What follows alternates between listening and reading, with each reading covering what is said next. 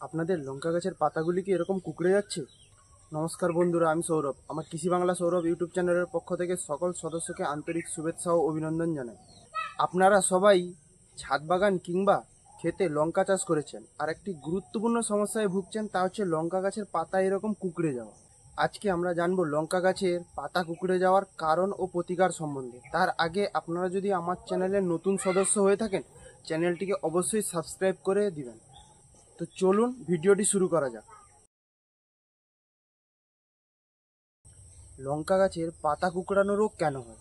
এর কারণ দায়ী মূলত চোষক পোকা, থ্রিপস, জ্যাসিপ, এছাড়াও সাদামাছি। এই ধরনের পোকা যদি আপনার লঙ্কা গাছে লাগে, তাহলে আপনার লঙ্কা গাছের পাতাগুলির রস চুষে খাবে, যার ফলে লঙ্কা গাছের পাতাগুলি কুঁকড়ে যায়। এর জন্যে আপনারা বাজার থেকে যা তা ওষুধ প্রয়োগ করবেন না। প্রথম আপনারা দেখে নেবেন গাছে কি রোগ আছে। আপনাদের গাছে কি ধরনের রোগ আছে সেটি প্রথম যাচাই করে নেবেন। আপনারা কিভাবে বুঝবেন যে মরিচার গাছে কি ধরনের পোকা আক্রমণ হয়েছে বা ভাইরাসে আক্রান্ত হয়েছে গাছটি? আপনারা যদি গাছটিকে খুব ভালোভাবে লক্ষ্য করেন, তাহলে দেখবেন মরিচা গাছের পাতাগুলি নিচের দিকে মুড়ে গেছে। এটি সাধারণত মাকড়ের আক্রমণ হলে হয়ে থাকে। আর যদি গাছের পাতাগুলি উপরের দিকে মুড়ে থাকে, তাহলে আপনাকে বুঝতে হবে গাছে ভাইরাস আক্রমণ করেছে। আপনারা ঠিকঠাক পরিচর্যা করে যদি পোকামাকড়কে দমন করতে না পারেন, তাহলে এইসব পোকার কারণে গাছটির বৃদ্ধি ব্যাহত হবে, যার ফলে গাছটিতে ভাইরাস আক্রমণ দেখা দেবে। আর এই ভাইরাসটিকে ছড়িয়ে দিবে কে? সাদামাছি।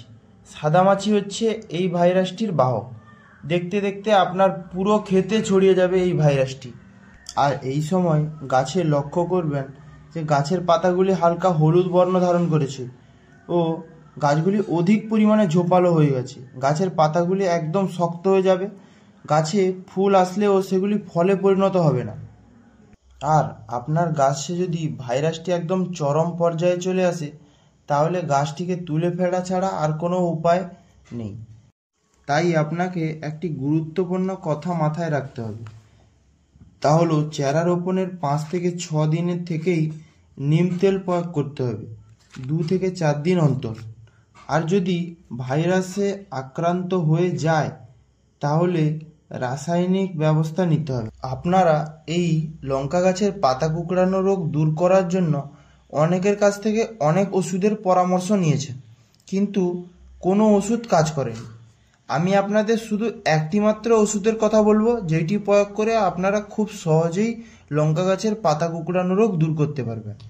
তার জন্যে আপনারা কীটনাশকের দোকান থেকে সিনজিন্টা কোম্পানির পেগাসাস এই ওষুধটি কিনে আনবেন। এই ওষুধটিকে যদি আপনারা কীটনাশকের দোকানে না পান, তাহলে অনলাইনে পেয়ে যাবেন।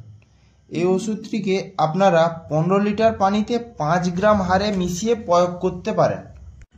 আমি 1 লিটার জলের জন্য 1 গ্রামের হাফ পেগাসাস ব্যবহার করে নিয়েছি।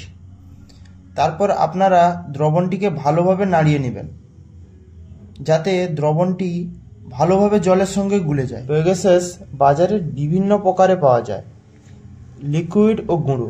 আমি গুঁড়োটি ব্যবহার করে নিয়েছি। আমি প্রথম থেকেই গাছে এই পেগাসাসটিকে ব্যবহার করার জন্যে আমার গাছে পাতা কুঁকড়ানো রোগের প্রভাবটি কম। এই পেগাসাস দিয়ে আপনারা গাছের সমস্ত চোষক পোকা, সাদামাছি কিংবা মাকড় ও থ্রিপসকে সহজেই দমন করতে পারবেন।